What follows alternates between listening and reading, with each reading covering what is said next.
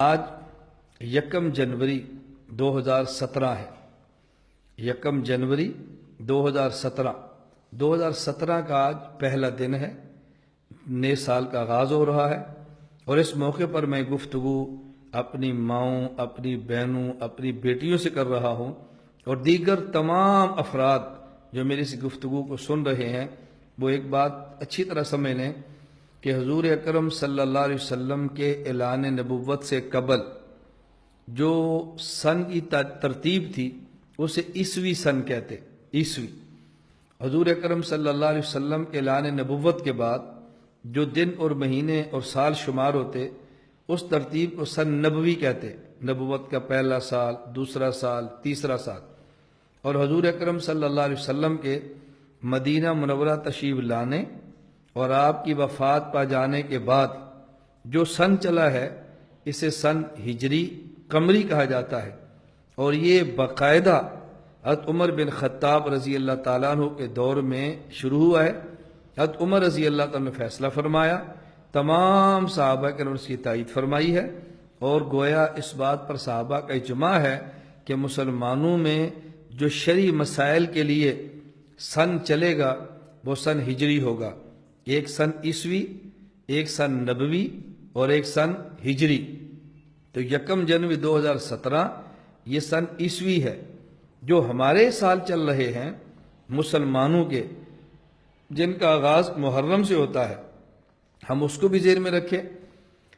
ہم انگریزی سال بھی کہتے ہیں، عیسوی سال بھی کہتے ہیں، اس کا آغاز جنوری سے ہے، اور مسلمانوں کے لیے وہ سال جس کا تعلق شریعت کے احکام سے ہے اس کا تعلق محرم الحرام سے ہوتا ہے، اور یہ ہجری سال شمار ہوتے ہیں۔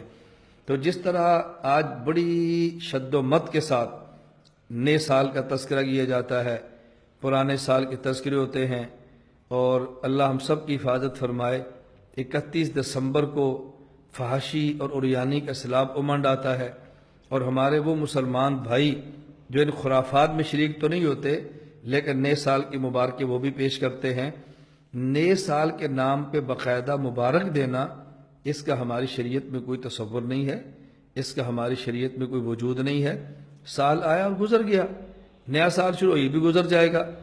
اگر نئے سال پر مبارکباد دینی شریعت میں ہوتی تو ہجری سن کے آغاز پر ہوتی، اور تعجب یہ ہے کہ جس حد تک اس سن کو عام کیا جاتا ہے عیسوی کو، اس حد تک سن ہجری کو مسلمان اس کو رواج دینے کے لیے تیار نہیں ہوتے۔